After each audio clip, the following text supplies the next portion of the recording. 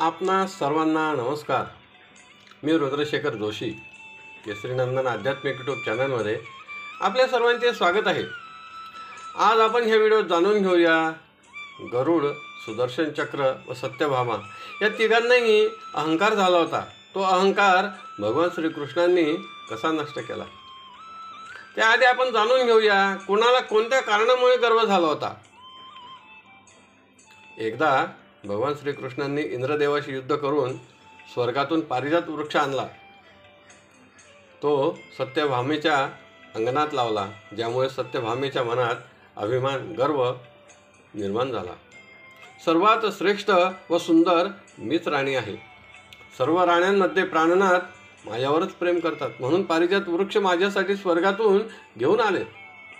हा अहंकार मनात ठेवूनच एकदा तिने प्रश्न विचारला, हे प्राणनाथ, तुम्ही म्हणतात माझा मागील अवतार राम अवतार होता, मग त्यावेळी सीता तुमची पत्नी होती, मग ती माझ्यापेक्षाही सुंदर होती का? कारण आता तर तुम्ही माझ्यासाठी जसा पारिजात वृक्ष आणला, तसे त्या अवतारात तिच्यासाठी वन भटकत होते. तुम्हीच म्हणाले की आम्ही 14 वर्षे वनात होतो, मग त्यावेळी तर तिने सर्व आभूषणांचा त्याग केलेला होता, तरीही ती माझ्या इतकी सुंदर दिसत होती का? भगवान श्रीकृष्णांनी तिच्या मनातील भाव ओळखले व मनात विचार केला, हिला आपल्या सौंदर्याचा अभिमान झालेला आहे, तो दूर करावा लागेल.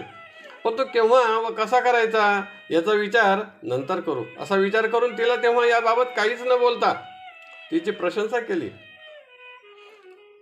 तसेच भगवान श्रीकृष्णांच्या हातात सुदर्शन चक्र असते व भगवान श्रीकृष्ण विष्णूचाच अवतार आहेत.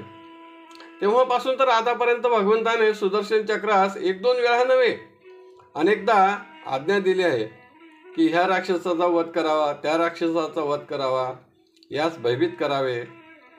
तसेच एकदा इंद्रदेवाच्या वज्रास देखील त्याने पराजित केले होते. महामुनी दुर्वासा ऋषींच्या मागे सुदर्शन चक्र लागल्यामुळे ते देखील भयभीत होऊन सर्वकडे पलायन करीत फिरत होते. म्हणून सुदर्शन चक्रास देखील गर्व, अहंकार निर्माण झाला होता की भगवंताच्या सतत समीप मीच राहतो. तर माझे अतुलित बल, वेग असल्यामुळे भगवान अनेक प्रसंगात लगेच मला आज्ञा करतात. त्यांनी आज्ञा करताच मी समोरच्या राक्षसाचा वध करतो किंवा त्यास पलायन करण्यास हतबल तरी करतो. भगवंतांनी हे जाणले की सुदर्शन चक्रास देखील गर्व झालेला आहे, पण त्याचा गर्व केव्हा व कसा नष्ट करायचा याबाबत नंतर विचार करू, असा विचार केला. गरुडास देखील त्याच्या बलाचा व वेगाचा अहंकार झालेला होता. या सर्वांचा गर्व एकाच प्रसंगात कसा नष्ट करायचा याचा विचार भगवान श्रीकृष्ण करीत होते. एक दिवस त्यांच्या मनात विचार आला आणि काय योजना करायची ती ठरवली. त्यासाठी हनुमानास निमित्त करावे असा विचार केला. म्हणून हनुमानाचे स्मरण केले आणि हनुमान आला. त्यास सर्व योजना समजावून सांगितली आणि हनुमान राज उद्यानाचा विध्वंस करू लागला. भगवान श्रीकृष्णांनी प्रथम गरुडास पाठवले व सांगितले त्या वानरास पकडून आणावे. गरुडाकडून ते शक्य झाले नाही. नंतर श्रीकृष्णांनी सांगितले श्री राम प्रभूंनी बोलवले आहे असे सांगावे. त्याने तसे सांगितले तर लगेच हनुमान इतक्या वेगाने उड्डाण करून मार्गक्रमण करू लागला, त्यामुळे गरुड मागे पडू लागला. तेव्हा हनुमानाने त्यास आपल्या खांद्यावर बसवले व द्वारकेत आला. या कालावधीत भगवान श्रीकृष्णांनी सत्यभामेस सांगितले तू सीतेसारखी वेशभूषा करावी, पण तिने सांगितले मी तर महाराणी सारखाच शृंगार करणार. श्रीकृष्णांनी ठीक आहे असे सांगितले, पण मी मात्र श्रीराम प्रभूंचीच वेशभूषा करणार, कारण हनुमान आपणास भेटायला येत आहे. तिने ऐकले नाही व सर्व अलंकार, दागदागिने परिधान करून भगवान श्रीकृष्णांजवळ, म्हणजेच ज्यांनी श्रीरामाची वेशभूषा केली होती, त्यांच्याजवळ बसले.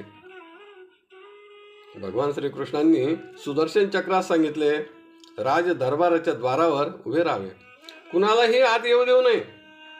त्याने होकार दिला व दरवाजाजवळ जाऊन उभा राहिला. तितक्यात गरुड व हनुमंत दोघेही आलेत, पण राज दरबारात जाण्यासाठी सुदर्शन चक्राने त्यांना अडवले. हनुमानाने सांगितले मला प्रभूंच्या दर्शनास विलंब होत आहे, मार्ग सोडावा. पण त्याने ऐकले नाही. तर हनुमानाने एका मुठीत त्यास कैद केले आणि मुखामध्ये ठेवले. आत प्रवेश केला व प्रभू श्रीरामांजवळ ही व्यक्ती कोण बसली आहे असे पाहिले आणि मनात विचार आला. त्याने विचारले, प्रभू, माता सीता कुठे आहे? आणि आज ही कोणती दासी तुमच्याजवळ बसलेली आहे, किंवा तुम्ही तिला बसण्याचा सन्मान दिला आहे? हे ऐकून सत्यभामाचा गर्व नष्ट झाला. भगवान श्रीकृष्णांनी विचारले, हे हनुमंता, राज दरबारात येताना तुला कोणी चढवले नाही का? त्याने सांगितले, प्रभू, एका व्यक्तीने अडवले, पण मी त्यास मुखात ठेवले आणि आत आलो असे म्हणत त्यास मुखातून बाहेर काढले, ज्यामुळे सुदर्शन चक्राचा गर्व देखील नष्ट झाला. हनुमानासोबत आलेल्या गरुडास विचारले, काय रे गरुडा, इतका थकलेला काय आहेस? त्याने सांगितले, हनुमानापेक्षा माझा वेग कमी झाला, तेव्हा त्यानेच मला खांद्यावर बसवले व आम्ही दोघेजण इथे आलो. असे म्हटल्यानंतर गरुडाचाही अहंकार नष्ट झाला. ही कथा श्री हनुमान अंक ग्रंथात 343 पानावर वर्णित आहे. आपणास आवडली असेल तर जरूर लाईक करा, शेअर करा, सबस्क्राईब करा. धन्यवाद. नमस्कार. जय केसरी नंदन.